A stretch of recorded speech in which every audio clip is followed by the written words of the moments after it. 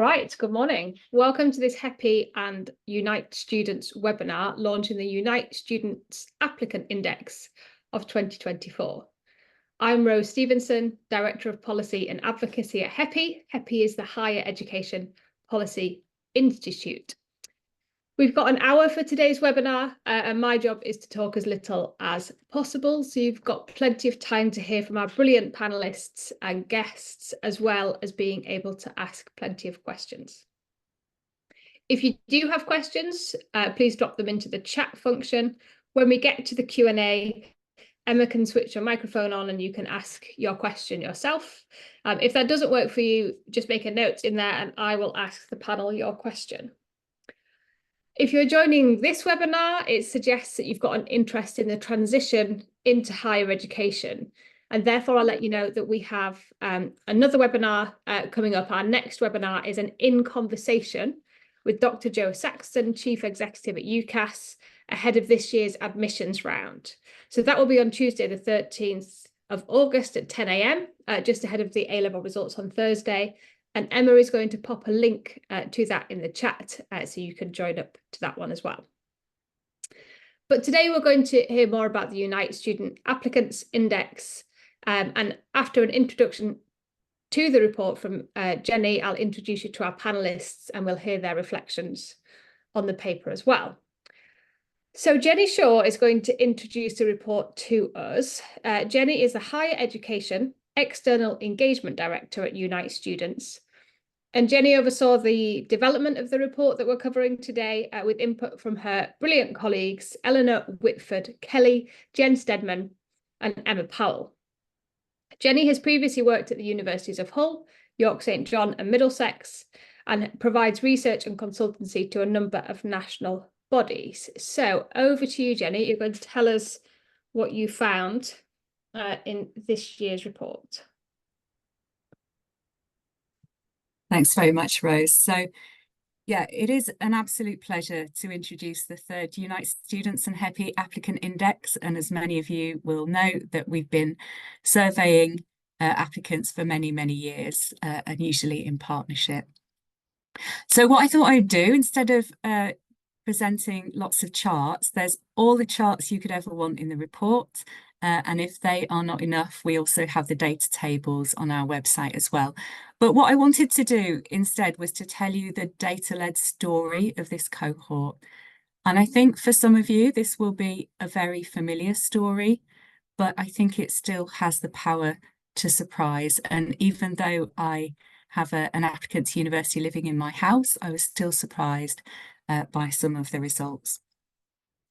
So this year we did something for the first time, and we invited applicants to provide us with free text comments. We asked them about the impact of the pandemic and of the cost of living crisis and what this meant for their lives at the moment. And they were really open and candid with us. So when it comes to the pandemic, it's very much a story of loss. And this was quite difficult to read, actually. We had thousands of lines of text, and they were very difficult to read. It was loss of learning, loss of social opportunities, sometimes loss of social networks themselves, the missed milestones, the missed rites of passage, things that they'd expected to do, they'd maybe seen their older siblings do, but for them, they just didn't have it, it was gone. And all of this comes through so strongly. The impacts are really clear. It's knocked their confidence, and we'll see that shortly in the data. Some of them talked about the impacts on their mental health. Anxiety was common, including social anxiety, health anxiety as well. OCD and eating disorders were also mentioned. When it comes to the cost of living, this year, for the first time, we could actually see the thought process behind the data. They were going through this thought process. Cost was very much on their mind in terms of their choice of university and their choice of where to live. Now, this didn't affect all of them, but for those who really had the budget on their mind, they were looking at cheaper towns, cheaper cities. They were looking at shorter travel distances, whether that's living at home or just having a cheaper journey back to the parental home. So what does this mean for them as a cohort? So just to give some characteristics of them compared to last year, they are less academically confident. I'm going to put some numbers to this in a minute, but just in general terms, they're quite a bit less academically confident. Their social networks are weaker, they're less financially confident, and they're less able to plan and to bounce back from a setback, and that's in their own estimation. On the positive side, they are more confident about their employability. So we think it's because of the timing of the pandemic and the lockdowns that although they had, some crucial losses at a very sensitive time in their early teens, by the time things were opening up, they were ready to do work experience and to take on part-time work, and they have done that in great numbers. So they have kind of benefited from that compared to previous cohorts. They are also slightly more independent than last year's cohort, and they're more likely to take decisions with sustainability in mind. I do wonder how much of that has been influenced by their parents through the cost of living crisis, but it is something that they seem to have internalized. So it is good to have some positives to report, but we can see as well that there's some opportunities for improving the experience, and there's some watch outs as well. And one of the biggest watch outs is around school absence. And for some of you, this will be very familiar, others maybe not. So this is something we started measuring last year. We wanted to know how many had been absent due to their mental health over the last 2 years. And we just asked this to those who were in education. Last year, we thought it was a very high figure at 30%. This year, it's gone up to 36%, so over a third. And actually, that slightly understates it because we have more international students. We have a better representation of international students in the survey this year. And they are less likely to say that they were absent due to their mental health. So actually for UK students, it's 39% who've been absent due to their mental health. Now, for most of them, it's been short periods of absence, but for 9% of the whole cohort, they have been absent for more than 4 weeks in the last 2 years due to their mental health. This is predominantly, so all of the school absences due to mental health are mainly those who have a mental health condition, who are neurodiverse or have a disability, or some combination of those, but not exclusively. It is more common amongst female applicants, and it particularly affects LGBTQ applicants. It's also more likely to affect those from the D and E socioeconomic groups, so workless households and households where the main wage earner is unskilled manual occupation. So this group has also got poorer relations with family and friends. They're also less likely to have people to turn to in a crisis. There really is a story about socioeconomic disadvantage throughout this report, which you'll see if you've read it. So that's the experience of applicants at school and college, but what's this going to mean for higher education? So we know that 42% of those who've missed school due to their mental health also think they will have to miss lectures or seminars at university, and that is about 15% of the whole cohort. And it's really interesting to see what this cohort thinks they will need and what they expect actually from their higher education provider. So from the total cohort, it's about 10% that will need reasonable adjustments or support for their learning, 10% for day-to-day living. 13% of the whole applicant population think that they will need support and adjustments for assessments. And now that's quite topical given the very recent advice note that's come out from the EHRC on the Natasha Abrahart case that came out just last week. And that says that assessment should be made accessible. You don't need to have a diagnosis. And we've just put a number on that. It will be up to 13% of the whole applicant population who are thinking that they might need this. There is a story as well to be told about finance, as you might expect. It will not surprise you. This year's applicants are less confident in their ability to budget. It's gone down from 63% to 58%. 40% say that financial issues are affecting their mental health, and that's compared to 37% last year. And there is a story here as well about socioeconomic groups. Financial confidence gets lower as you move through the social grades and the impacts get stronger. One of the more curious findings is that those who are applying for a degree apprenticeship tend to be less financially confident, which is a little bit counterintuitive. But this was in a particular aspect of financial confidence.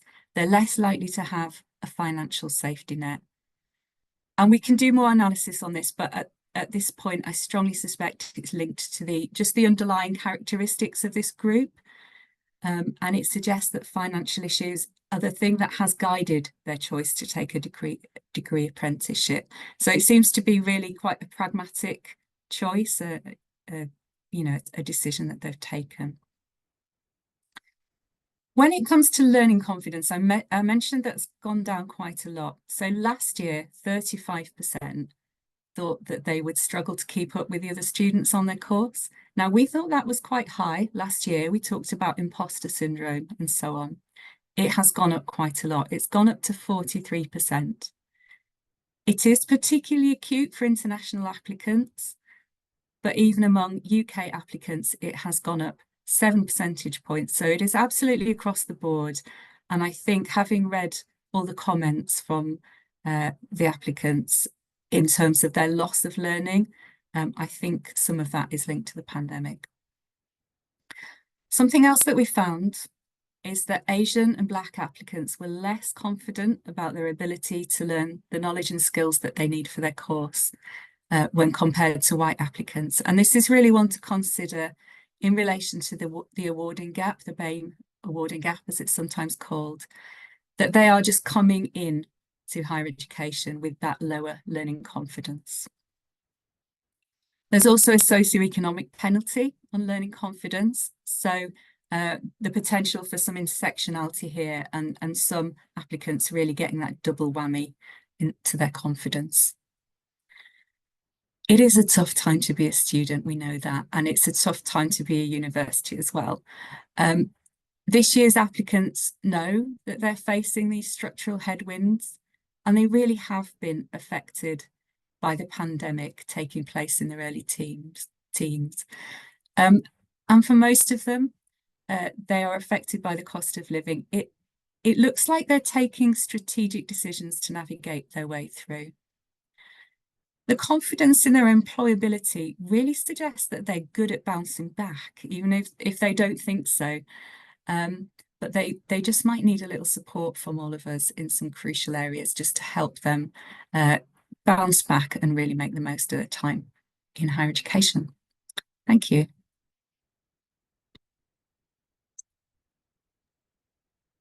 Thank you so much, Jenny, for talking us through the main findings of the report. Oh, just before you disappear, Jenny, if I can ask you just one quick question before we go on to the panel. So there's this interesting finding, and we've seen it elsewhere as well, that applicants are really focused on their finances, and that is driving their thought process about where they might go. So they often talk about going to a cheaper city or living at home to do their studies, but we're not really seeing a change, I don't think, in the data of this actually happening. And I just was interested in your thoughts on that. Is it that everyone is staying slightly closer to home, and therefore we're not seeing kind of a pattern emerge in the data because everyone's doing it? I just interested in your thoughts on what's happening between the thought process of applicants and the reality in terms of where they're going to live at university. Yeah, we're not anticipating, we don't see different behaviour in terms of, for example, applying for accommodation. So we don't think there's going to be a sudden swing to more living at home. I think just what we've been given this year is just an insight into the thought process just that kind of planning and the decisions that are being made, and definitely looking at cheaper cities, even against their preferred choice of university or higher education provider. Sometimes just taking a pragmatic view of going to a cheaper city or to a cheaper area within a city. But you know, it's the first time we've asked them this as a free text comment. So I think we just haven't been able to see these considerations firsthand before. So maybe next year we'll get a sense of how that's moved, if at all. Great, thank you. Okay, so we're going to move on to our who I will introduce you to, and they are going to share their reflections on the report from their context. So first up, we have Polly Harrow. Polly has spent 25 years working in further education, including 10 years as chair of the National Association of Managers of Student Services. Polly is the assistant principal for student experience at Kirklees College and the college's designated safeguarding lead. Polly is also the further education student support champion for the Department of Education. So lots to hear about from Polly in terms of the college aspect. Then we'll hear from Ruqia Osman. Ruqia is the racial justice and equity manager at the charity Rethink Mental Illness, and a Gold Scholar Programme mentor at the University of Bath. Previously, Ruqia was the Education Officer at the University of Bath Students' Union, the Inclusive Communities Lead at London Metropolitan University, and the Black Student Support Coordinator at SOAS. And finally, we'll hear from Dr. Kate Wicklow. Kate is the Policy Director, Insight Access and Student Experience at GuildHE, and is responsible for developing and evidencing GuildHE's policy work. So, Polly, over to you. Thank you. Thank you very much, Rose, and good morning, everybody. Yes, I've in reflecting on this report, I think it's a very important and informative report. I was thinking about, I've got two grown-up children, one of whom went to university from a sixth form college, one of whom went to university from a GFE, one of whom did really well at university, one of whom dropped out. And I have worked in both sixth form colleges and GFEs in my career. So hopefully I bring that kind of scope of experience. And I think what's really critical initially is that we look at information sharing between the FE sector and the HE sector. And I think we agree with that. I've done a lot of work with Professor Edward Peck in this space of really looking, how do we improve that transitional support for students from one sector to another? And we know that, so I work across the FE sector right across the country, and lots of colleges are saying to me that they don't share any information with universities. And I think that's standard practice, that information is not shared, which would support and help universities to prepare for specific students coming in and their needs, and also to manage the expectations of students about what they will get when they get to university, the kind of support that's available. Quite often we don't know where the students end up. They've got 5 choices. By September, they've gone from the college. We've got new cohorts coming in. We might not know till October or November where those students have finally chosen to be placed in an HEI. And that, of course, avoids that or misses, I should say, the opportunity for that really significant initial period in a university, which can be most anxiety-inducing and stressful in that actual transition into through that induction period. So I think it's really important that we look at this and that we improve communication between those sectors, and also that the HEI sector really understands the FE sector more. I think there's some myth busting to be done around colleges over supporting students, and about this notion that when a student arrives in a university, they're an adult and therefore they should be more resilient, when actually the issues they had yesterday are the same issues they've got today. They were just a college student yesterday and a university student today. So I think there's a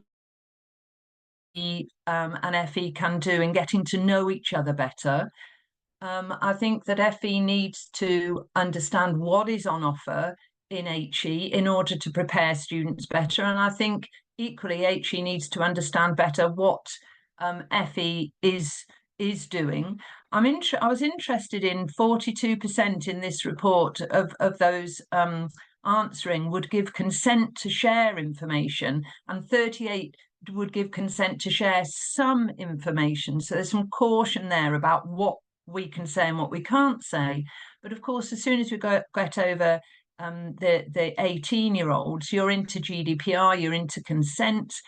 And we need to really work around that. What would happen if a student said, yes, you can share information with a university at 16, they've changed their mind by the time they leave the college. So we are really concerned about the significant reduction in social, emotional, mental health support from local authorities due to their own financial issues, and the impact this is having on students and their ability to develop that resilience that is mentioned throughout the report. And of course, one of the focuses that I've been working on with my HE equivalent is the significant increase in the rates of suicide in HE. And we know that isolation, I've studied suicide for many years among young people, and we know that isolation and loneliness is a key factor to early withdrawal and suicidal ideation. And so I think I'd like to just finish quickly by saying, belonging isn't just about induction and freshers' fairs activities. Belonging is really about psychological and emotional safety, and that is a trauma-informed approach. And this is the work that I do across the FE sector, which underpins that important sense of belonging, especially among those more vulnerable groups like LGBTQ plus or care leavers or those with disabilities. And I think that when we understand that living with long-term deprivation is a form of traumatic lived experience of racism, experience of abuse, and so on, and part of that, and sadly, I was pleased to see this in the report, even though it's a sad element. But shame is a very big factor in the extreme anxiety that our students feel, and I think it's right that the report really highlights that. And I think that both sectors have to really take, I would say, the trauma-informed approach, understand what's happening with the teenage brain development. And then very lastly, I noticed that there's an increase in the reason for young people going to university because the family expect it and because it's a way to leave home. And when working in colleges, those are the two reasons that are likely to lead to early dropout. They're not doing it for the right reasons. And I think that's really something to focus on as well. Thank you so much. Thank you, Polly. There's so many things I could ask you from that. Really interesting. And I'm particularly interested in the shame piece and the trauma-informed piece. So hopefully we'll pick that up in the Q&A. But I will just ask you, you mentioned about information sharing between FE and HE and the challenges of data protection. So I previously worked at the University of Bath in their safeguarding and policy unit, and we would have colleges ring us and start to tell us about incoming students, and we'd have to tell them to stop talking, you can't tell us this information because it is a breach of data protection. And I wondered if you had any thoughts on how to work around that. Is it about consent from students, and how could that be rolled out on a more than piecemeal basis? Well, Rose, this is a key focus of my work now as the student support champion. It's something that I'm working with Edward Peck and his team on in the HE world, is exactly what you've just said. So I have no answer other than we must find a way of being able to evidence consent, and that we can then share information with that consent, and how do we do that? What's the mechanism? So I'm not just phoning you up and telling you about a student. You've got something that reassures you, but also we're really concerned about all those students who don't give consent, that universities can't prepare for, and they don't know who's coming through the door, who might need that special attention or that little bit extra or whatever it is. So it's about finding a way how to do this and encouraging students, I think, to be more confident in allowing consent, that it's not going to turn universities off, it's going to help them to succeed. Thank you. And we definitely saw that at Bath. The students who were willing to come forward were at much less risk than the students who didn't feel able to talk to somebody. So yeah, really important. Okay, we are going to move on to Ruqia's thoughts on this year's report. Over to you, Ruqia. So I just want to start by echoing some of the things that Polly said. I think it is really important for us to be taking a cross-sectoral approach when working to better support students, and this is beyond FE and HE as well, looking at how we can better create environments that are psychologically safe and ensuring that there is appropriate mental health support available. And I'll go into detail on that a little bit more as I share my reflections. So as Rose mentioned, I'm currently working at Rethink Mental Illness as the Racial Justice and Equity Manager, but I've spent years working in higher education as well, working specifically with racialized communities, marginalized groups, looking at how we can better ensure that there is higher rates of success throughout all stages of the student life cycle, from access up until graduation, and also looking at ethnicity awarding gaps. So that's the angle that I'm coming from today. And for me, I think it's really important that we think about eradicating systemic barriers and what it could look like to build socially just communities to ensure that there is equity for all. And I really believe that in order to do this, we have to be ambitious in our approach.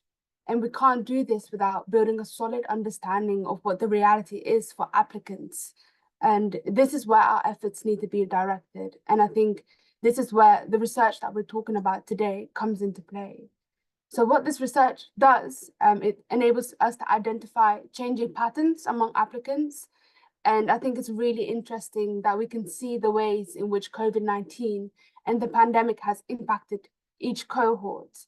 So for me, several things that stood out were the ways in which mental health shows up across some of the themes that were analyzed, including around finance, community, social, school absences, and well-being. So for me, it almost feels like a running thread that joins everything up. So everyone has mental health, but the rates in which people report mental health concerns is growing. And this is reflected in wider society, but also across student bodies, with this report particularly indicating that there are a higher number of applicants reporting concerns such as anxiety, depression, and eating disorders. Is the sector equipped to deal with this, especially with limited resources and increasing pressures on services? I think that's a question that we need to ponder on and really think about. We know that mental health impacts people differently, with marginalized groups being disproportionately impacted. And this is a nuance that is somewhat covered within the data, which looks at gender, as well as sexuality, socioeconomic status, and care levers. So when speaking about mental health, I think it's important we take a holistic approach and consider the various social determinants and factors that contribute to poor mental health.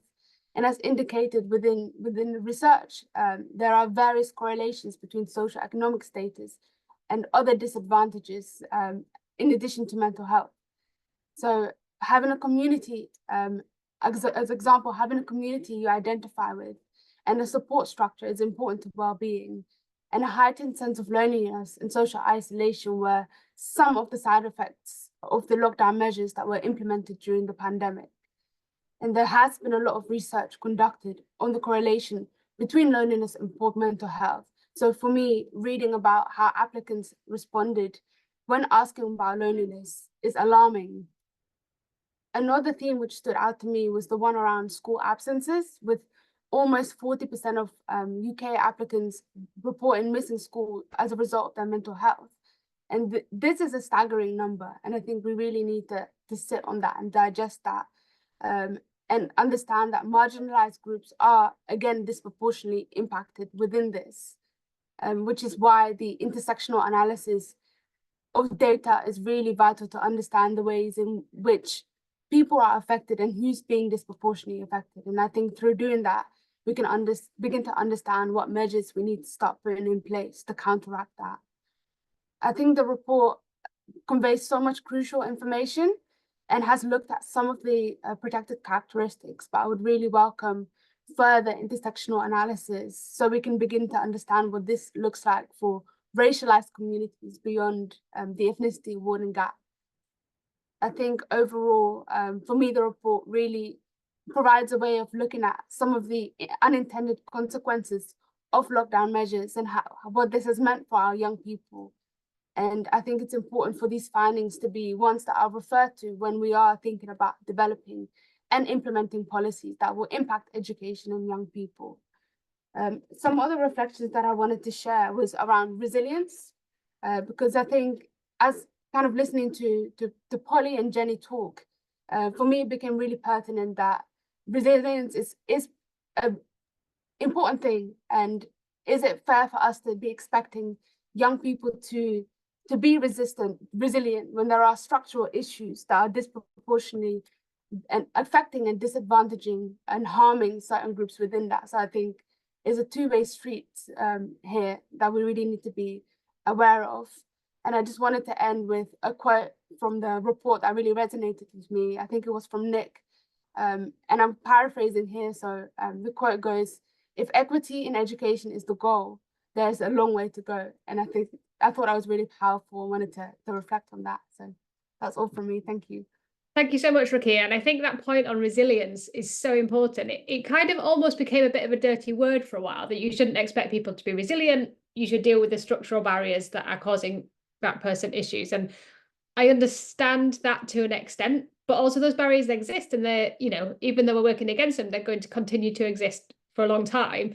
So it's that balance of recognizing that those barriers exist, but also building resilience, which is an incredibly important skill to have.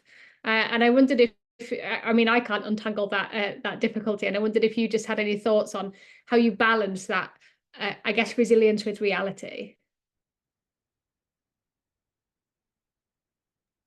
I think that's, again, it's quite a difficult one, but I think in order to really balance that, I think we need to look at what resilience means for different protected characteristics. For instance, if we think about Black students and some of the challenges that they face, for them, resilience might look different to someone who identifies as LGBTQ, or someone who is from a lower socioeconomic backgrounds. And again, like considering the intersectionality between all of that, I think, as Polly rightly mentioned, a better working between the two sectors, FE and HE, is really key in that, to ensure that that transition is as smooth as possible.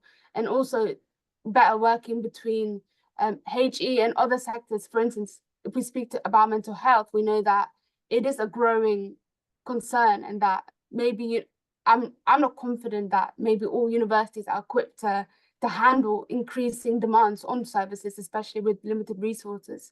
So how can we be working with communities and local services to ensure that it's joined up and people are getting the support that they need? And I think that's a crucial element of the resilience piece, as well as ensuring that students are informed and equipped to deal with any challenges that they might face. Brilliant. Thank you so much. All right, Kate, over to you. Hello, everybody. So yes, I'm going to just briefly talk about how this report provides some kind of practical and strategic steps to HEIs, and try not to overlap with some of the other speakers. So I think it's really important to reflect on the fact that actually people are starting a new life going to university. They're not just going to a big school. They've got a new job, a new town, new friends, new independence. And that, of course, provides some additional stress and anxiety. And if they already have mental health issues or anxiety in their lives, then this is going to be exacerbated. So we need to make sure that we are actively taking steps to address some of these concerns that have been highlighted. I think for me, one of the most worrying statistics in the report is around how disadvantaged students don't feel like they necessarily have enough support from their family and friends. So still to this day, when HE participation has been normalised, first and family students that I've spoken to have mostly said that their parents and friends still don't really understand why they're bothering doing HE.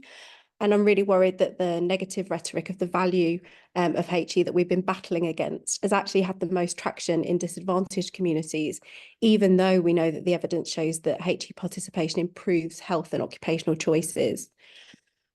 The report says that working class applicants are much less confident of their welcome and sense of belonging, and that generally young people are more anxious and less social.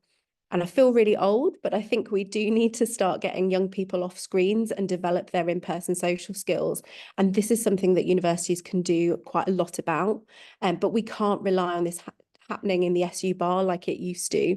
Alcohol is very much a dwindling form of social activity. And actually now students are working all the time. They don't have time to attend all their lectures, let alone spend extra time socialising. So one of the other themes of the report was around job prospects and how students might think that working part-time might help them get a job in the future. And that certainly is true. But actually working part-time also might affect their onward value of the degree. So as I was saying, a lot of the time some students say that they can't attend all of their lectures or understand their subject knowledge deeper because all they're doing is rehearsing for an assessment rather than thinking about the whole subject area. They might not have as wide a friendship group and it might not be as varied, and certainly that will develop a sense of loneliness, and they won't have as many hobbies, sports and volunteering hours to add to their CV. So actually working as part of their study might add disadvantage into the system, and we will create a two-tier environment where those that can afford the traditional student experience do that, and those that can't treat this as another job or going to school. And we need to kind of think about how we support these students through these really challenging financial times. Another theme is around academic confidence. And I think actually that's always been an issue for non-traditional students and is now creeping into other student populations. Lots of HEIs in the sector are offering bespoke support to first and family students. And so this report actually shows that perhaps we need to increase academic induction activity and also ask academics not to assume prior knowledge as has been in the past. And many of you are working on your access and participation plans at the moment. So maybe there's more activity needed in the retention and attainment sections of those things, as well as the outreach activity that you're doing. However, we know from the data that those least advantaged actually do really well academically, and is something positive that we can shout about and maybe allay some of the fears that we've seen in this report. Lots of speakers have talked about mental health, so I'm not going to go over that in great detail. But I would say that not every HEI can replicate medical support, but there are certainly things that we can do to redesign our programmes and communicate with students that is compassionate and cognizant of their needs.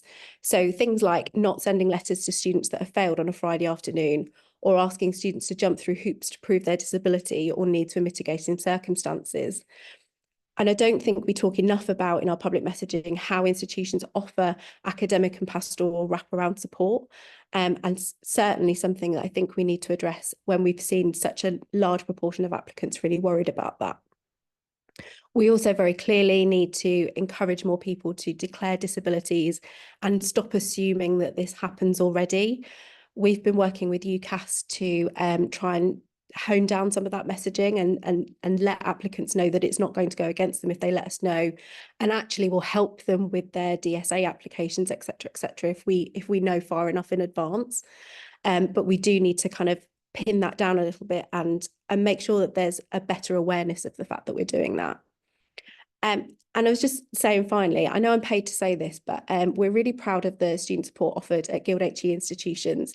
Even though many of them are really small, student satisfaction is really high. And I think it's important to mention that, because I don't think this is always about how many snazzy facilities and services you have to offer students, but the fact that you're building a trusting relationship between staff and students, both academic and pastorally. So to support students best, you really have to understand them. And I think this comes through really strongly in this report. Therefore, I'm really grateful to the work that HEPI and Unite are doing in helping us better understand this, and especially understanding what their concerns are, what their expectations and their motivations. Brilliant. Thank you so much, Kate. So we have a few questions from people watching. So I will get Emma to switch your cameras on, folks, and you can ask your questions to the panel. We have a question from Joel Kesterton. Emma, if you can pop Joel's camera on, Joel's microphone on for me, please. All right, Joel, I'm hoping you can ask your question. Go ahead. I'm not sure whether you can hear me. Can Can you hear me? yeah. You can. Hi, good morning, everyone. Hi, I'm working student engagement at Sheffield Hallam University. Fascinating, particularly good that Kate, really interesting insights there. My question that I put in the chat is about, it's a very challenging picture, and some of those seem to have amplified and some of them have ramped up. Often the challenge that we're set in student engagement settings is to turn those challenges into solutions. So what are the key positive takeaways from this report, and what can we pitch, essentially to our management about how we can do positive things with this data? Because it is a bit bleak, some of it. Great question. Thank you, Joel. Okay, so yeah, go ahead, please, Polly. Yeah, I think that it gives a loads of scope for positivity and positive action. And I think the first thing is to really think about induction and practices. I think it's really critical that we kind of shift our thinking a bit. Now, I'm just as much a victim of the myths around Freshers' Fair and everybody going and spending a week getting drunk, or whatever those myths are. I'd love to go on one, actually. I think I need one quite soon. But I think what's really important is to understand this data around relationship building and the importance in a trauma-informed world. I'm going to keep saying it is about connection, and really that emotional and psychological belonging and safety that I was talking about, that I referred to earlier. So have a think about what you can do in those first precious weeks, which you will never get again. That's a critical time to really focus on building connection, building trust, real inclusion, to make a difference. So I just throw that out there and say, have a look at that. That would be my response to some of that data. And we saw in the data that applicants from lower socioeconomic backgrounds were coming with less confidence. They didn't believe they would fit in, they worried about belonging, etc. And I wondered if panelists had thoughts on how to address that, and how to address that without perhaps causing more stigma, or identifying people as belonging to a particular group, or maybe that's not an issue. What do you think, Ruqia? I think it's a really important one to address, and I think it starts by looking at the student cohorts or the applicant cohorts that you would potentially be dealing with, because I know that depending on each university, you might have a different demographic. And if we speak of, for instance, the example of racialization, for instance, I know that belonging is a huge concern for students from racialized backgrounds, and is a difficult one if they are applying to a institution where there isn't that much diversity. So I think it then becomes really important to start doing that work at the access stage, and really trying to understand what students or applicants feel like they would need in order to belong. And I think that's where co-production comes in really important, working with the current students that you have to really identify what some of those things are, whether it is at induction, whether it is through student unions and student groups where they can find communities, or whether it is through belonging in the classroom and looking at the curriculum and ways in which we can start to diversify reading lists. So there are so many different ways in which you could approach this. And there's really good examples of positive work that is already happening across the sector. So I think there's lots of learning that can be taken from that. That's really interesting, isn't it? I wonder, I haven't seen the data, but it'd be really interesting to do some research on if you go to a university where you're an outlier, whether that's ethnicity or class or whatever, is that sense of belonging more, or lack of belonging, more extreme than if you go somewhere? I mean, I suspect it is, but it'd be interesting to do that work and see. Okay, we're going to go on to the next question, also from Josh. This is Josh Freeman from HEPI. So Josh, if you could ask your question to the panel, please. Yes, I can. Hiya. I was just wanting to know about sort of university absence. So you've talked a lot about absence in schools, but we're also hearing that absence in university in classes and lectures is much higher than it has been. But there's not really much good data on that. I was just wondering if you thought the factors are quite similar between school absence and university absence, or are there other things going on here between those two? Hey, what have you seen at GuildHE? So the conversations we've been having with students has mostly been focused around how work has affected academic engagement. So I think whilst there are health and wellbeing challenges, and that may indeed pour over into university life, as these applicants are kind of alluding to, actually when you're working 20 to 40 hours a week, you have to make sacrifices about what you're engaging with. And I think we really do need to kind of think through how we talk about what our academic offer is, because a lot of students are being taught in the school system that everything they do is to get to the end goal of the assessment and to get the grade. And that's not what university education should be about. So lots of students are, like I say, only going to lectures based on the question that they think they're going to answer in the assessment. And that's why we're seeing a decline in student experience and student engagement. That's really interesting. Polly, I wonder if we can get your thoughts on this as well. I was quite shocked by the statistics on absence related to mental health at school. And I taught in a secondary school from 2010 to 2017. And I saw a decline in student mental health over that time. There's lots of discussion about social media, etc. But I wonder how curious we should be about the education system, about this real focus on results, which is really important, progress, the amount of levels of progress students are expected to make, and the pressure that teachers are under, which in my mind got passed on to students and particularly affected high-flying young women. And we see that in the report as well, with the anxiety around female applicants. And I just was interested in your thoughts on that, Polly. Are we being curious enough about the education system itself and the impact that can be having on mental health? So I think there is this phrase, "Don't get me started," which I think is really applicable here. So I'll try and keep it very brief. You're absolutely right. And I do think that with a new government and a new Department of Education, we do have opportunities now to bring these things to the table. We are, I was at a ministerial event with Bridget Phillipson last week, and she was very, very keen for us to know that they were listening. They want to listen and they want to learn and they want to respond. So I'm very optimistic about that.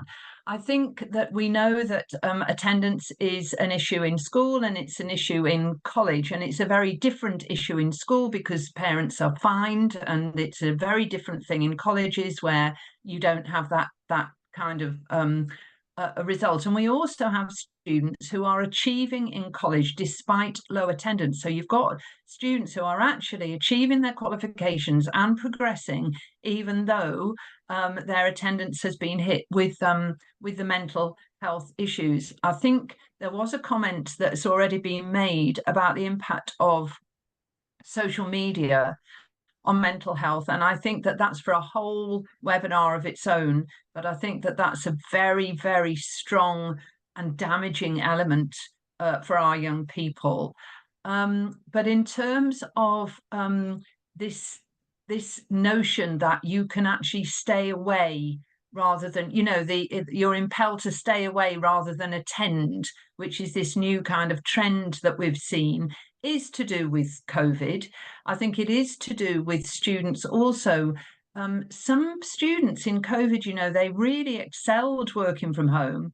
and others really excelled once they got back into a classroom and a learning environment. So when you say be curious about the system, I think it's absolutely the time to say, how are we delivering education? When are we delivering it? Where are we delivering it?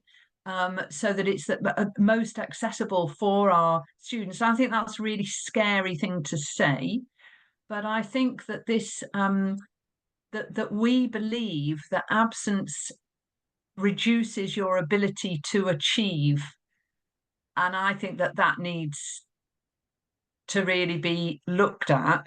And I think that if students are cherry picking what they attend, as you said, Rose, we need to look at that. Why are you going to that but not that?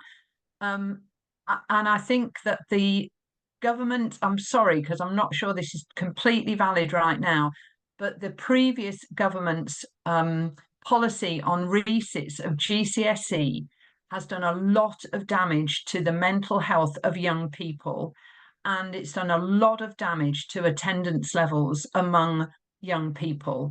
And so when you get into the habit of not attending, you can carry that into HE. And I think that is quite a big issue, and I just want to say that out loud. Really, yeah, really interesting. As often as I can. That absence maybe isn't always such an issue. It's maybe seen as an alternative way to deliver education. Really interesting. Jenny, you know, I was really pleased that you put in the question about COVID. My soapbox, Polly, is that we've got 20 years of different cohorts of students who are going to be impacted by COVID in different ways. So I think we've got to be really kind of keep our eyes open to that. Okay, Iola has got a brilliant question. So if we could hear from Iola about complaint culture. Go ahead, Iola. Hi, can you hear me? Yeah.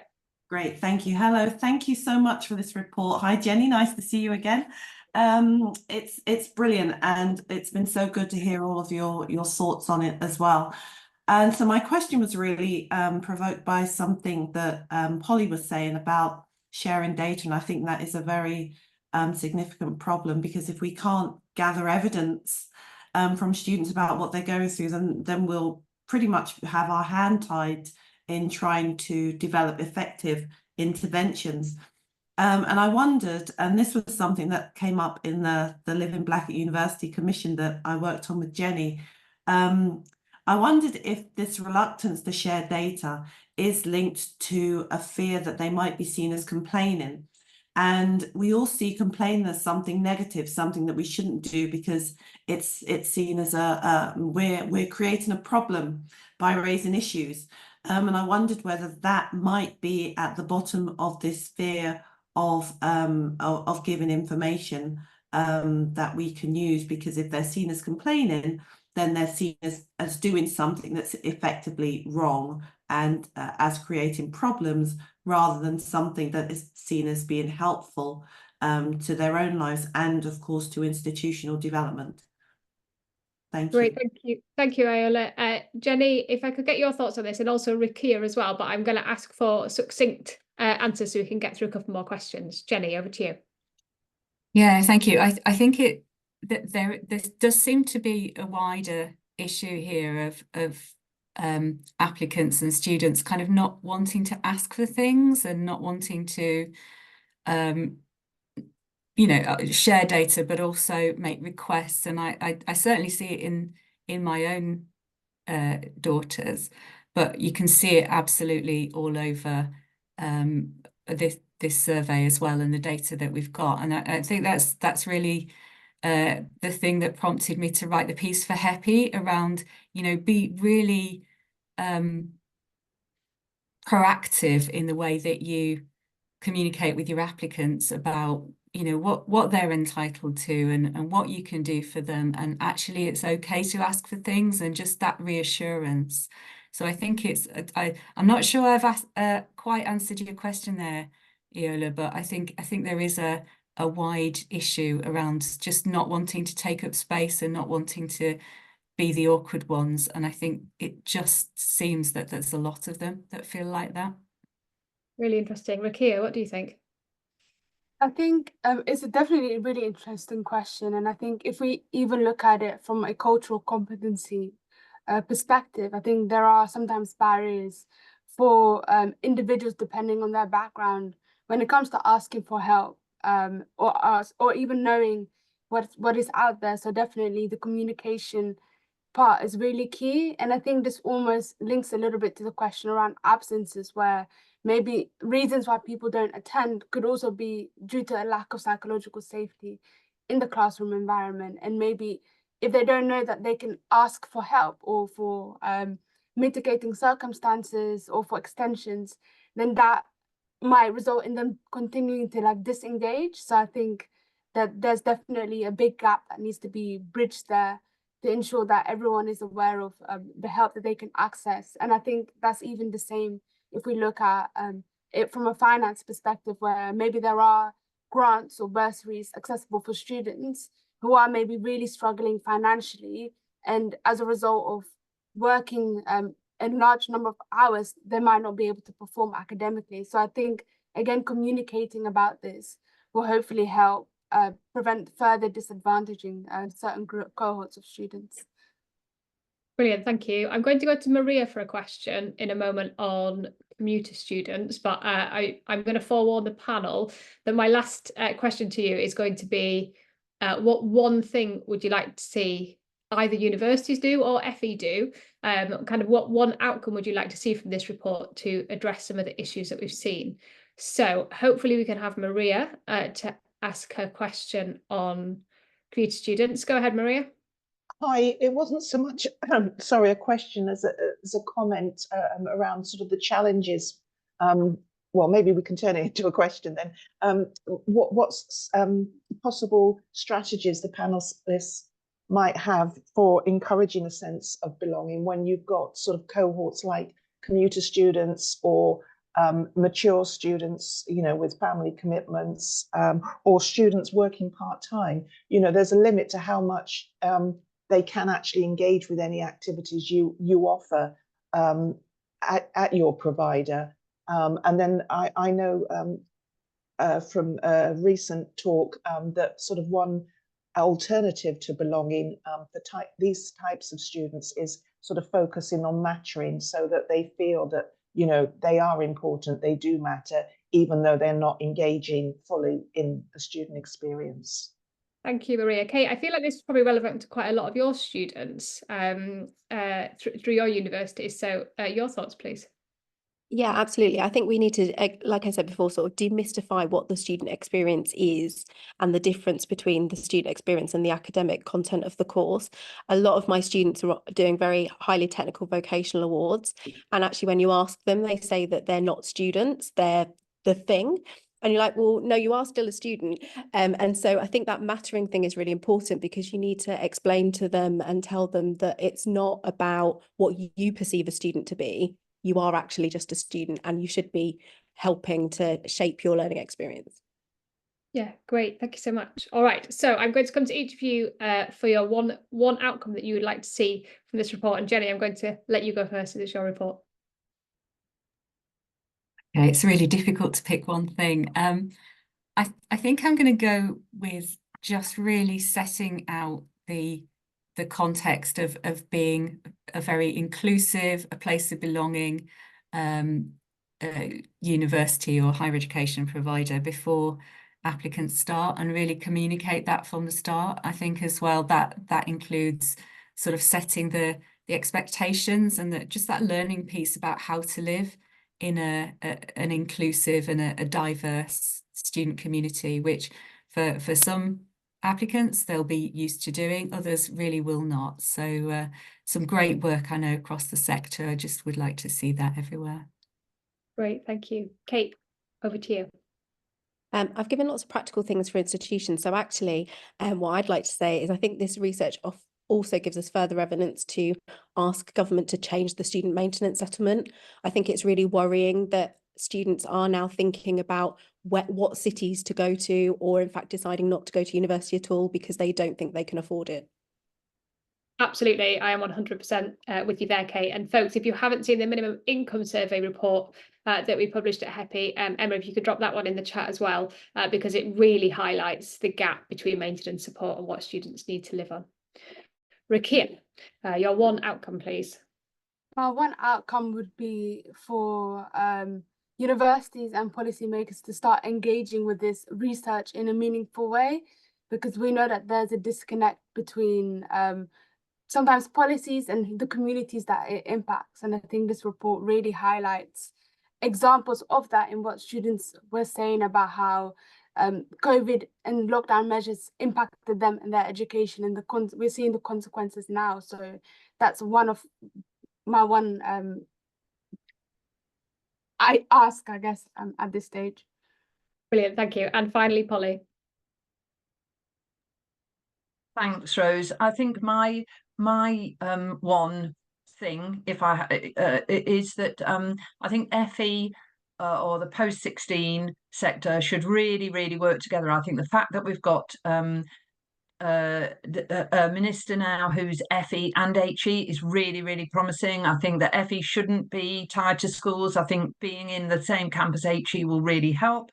And I would say we've got to know each other better, work together better, really understand each other better in order for us all to have that culture of focusing on that transition and the belonging of students, and less focus on who's attending activities and more focus on the culture belonging to every single individual that is going to, whether you would go to enrichment things or not, is going to make you feel valued and seen and heard. And I think FE can really help HE and HE can really help FE. We need to work together better. Brilliant, thank you so much. And it just leaves it to me to say thank you to Unite Students. Thank you so much, Jenny, to you and your team for producing this report and for asking us to help you launch it. It's got so much fascinating data in for the sector. Thank you to Emma and Carol from HEPI for organising the webinar for us today. To you folks for your brilliant questions. Sorry for the ones we didn't get to. And most of all, thank you so much to my panellists. It was lovely to chat to you all this morning and hear your brilliant insights. So thank you very much. Please do continue these conversations on social media if you still have burning questions. Thanks, folks. Bye-bye.